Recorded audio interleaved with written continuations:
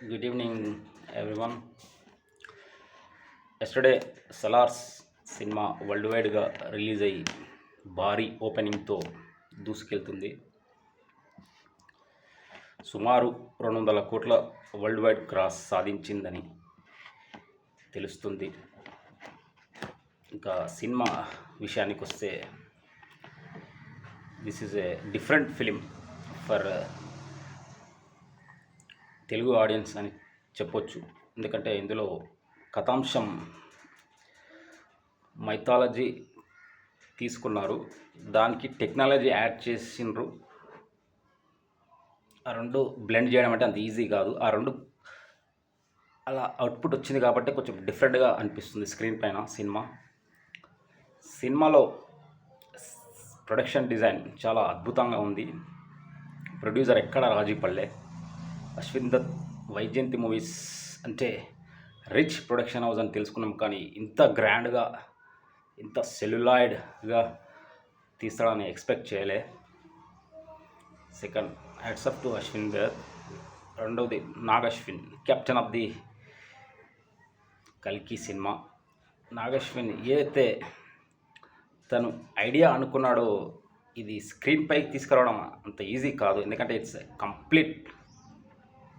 Complete out of the box అనమాట. Out of the imagination think చేయగలిగితేనే ఇలాంటి cinema మనం చూడగలుగుతాం.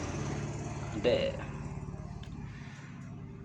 అటు మహాభారతంలో ఒక చిన్న అంటే మహాభారతంలో చివరి ఘట్టం ఒక అంశంగా తీసుకొని దాని టెక్నాలజీ ఫ్యూచర్లో రెండు బ్లెండ్ చేసి రెండు మిక్స్ చేయడం అంత easy not a joke. Script పరంగా నాట్ ఏ జోక్, తీయడం పరంగా ఇంకా వెరీ రిస్కీ, చాలా ఎక్స్పీరియన్స్ కావాలి. But Nag Ashwin made it with is.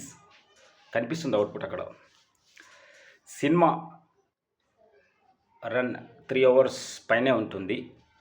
అంటే first part 1.5 hour, second part 1.5 hour, రెండు అటు ఇటుగా ఉంటాయి. సినిమాలో ఒక చిన్న మైనస్ ఏంటంటే కొంచెం ఫస్ట్ పార్ట్ సినిమాని డెవలప్ చేయడానికి ఒక మన ఆడియన్స్ని